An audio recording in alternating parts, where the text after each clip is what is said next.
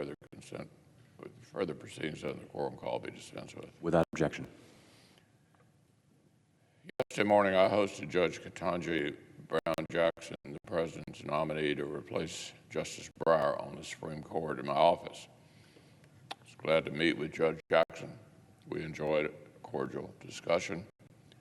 Like I've been saying, Republicans fundamentally believe the nominee, the court, and the country all deserve better than the disgraceful displays that Senate Democrats have routinely visited on nominees of Republican presidents. The Senate's process should be dignified, but it also must be vigorous, exhaustive, and painstaking. We're talking about a lifetime appointment to our nation's highest court. This is a moment when issues related to the law and the judiciary are directly hitting American families. From skyrocketing murders and carjackings to soft-on-crime prosecutors effectively repealing laws to open borders. This is also a moment when the far left has declared open season on the very concept of judicial independence itself. President Biden even bowed to the radicals and set up a court-packing commission. Now, Justice Breyer has distinguished himself by loudly and proudly putting those radicals in their place. He's consistently denounced the concept of partisan court packing and defended the court's legitimacy. One would hope his successor would follow suit. But curiously, the same radicals who want to turn Democrats into the party of court packing also badly wanted Judge Jackson for this vacancy. It's a matter of record that this nominee was anointed favorite of these fringe groups. At this time last year, they were already spending dark money to raise her profile. So I intend to explore why groups that are waging political war against the court as an institution decided Judge Jackson was their special favorite. Like I said, I enjoyed meeting the judge. She's clearly a sharp lawyer with an impressive resume. But when it comes to the Supreme Court, a core qualification is judicial philosophy. Our citizens need justices who treat all parties fairly, apply our laws and Constitution as written, and leave legislating to us here in Congress. I raised all these matters yesterday, and I look forward to gaining more clarity about Judge Jackson's positions during the vigorous and thorough Senate process to come.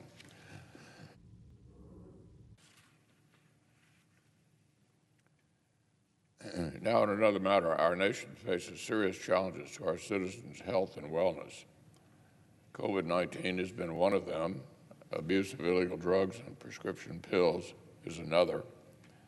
Heart disease, cancer, and diabetes are ever present. Many of these health crises hit middle America especially hard, and specifically rural America. Data show that rural Americans are disproportionately likelier to die from a number of potentially preventable causes. That's why I've been focused on expanding local treatment centers and telehealth and fighting the drug epidemic tooth and nail. Last week, I hosted Dr. Rahul Gupta, the administration's drug czar, in Kentucky. Opioid abuse is a staggering problem in our state and throughout the country. Last year, even during COVID, fentanyl abuse alone was the biggest cause of death among Americans aged 18 to 45. That is not even all drugs, just fentanyl alone. In short, Madam President, this may literally be the worst time in American history to deliberately cut health care access in rural America. But that's just what the Biden administration has done. President Biden told every thinly stretched doctor's office and hospital that accepts Medicare that they had to fire workers who didn't want the COVID vaccine. Now, I've been a consistent advocate for getting vaccinated. They offer powerful personal protection against hospitalization and death. They do not prevent people catching or transmitting the current variant. There is no moral justification for sweeping mandates. The benefits accrue to the person who gets the shot.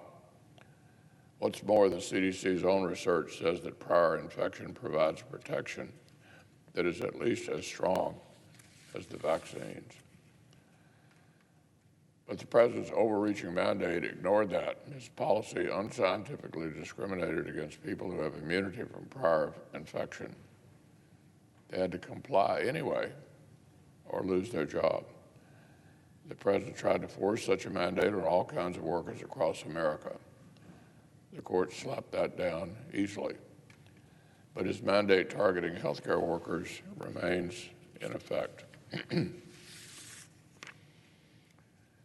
It's unfair on a personal level, but even just looking at public health, it's terrible policy for rural America. We cannot have President Biden mass firing doctors and nurses when the hospitals are already short-staffed. One hospital leader in Marshall County, Kentucky told me, quote, "This is an absolute disaster. We're a small critical access hospital with 250 employees. We've begun assessing areas that may have to be literally shut down." The head of a hospital in Callaway County told me, "I can afford to lose not one more nurse." He said the Biden mandate makes no sense for rural health care. The head of a critical access hospital in Hardinsburg says, quote, "The mandate is devastating for Kentucky hospitals." Clearly, many of my colleagues are hearing similar things. Yesterday, over the objections of every Senate Democrat who voted Republican, stood up for America's rights and America's health care access. We passed a resolution to overturn President Biden's mandate that would drain doctors and nurses out of middle America. If Washington Democrats could safely hobnob in the Capitol all Tuesday evening with no mask, then they ought to stop pushing mass firings on essential health workers. Unfortunately, if we know anything about this Democratic House, this common sense measure may well die on Speaker Pelosi's desk. I sincerely hope our colleagues across the Capitol will see reason and pass this bill.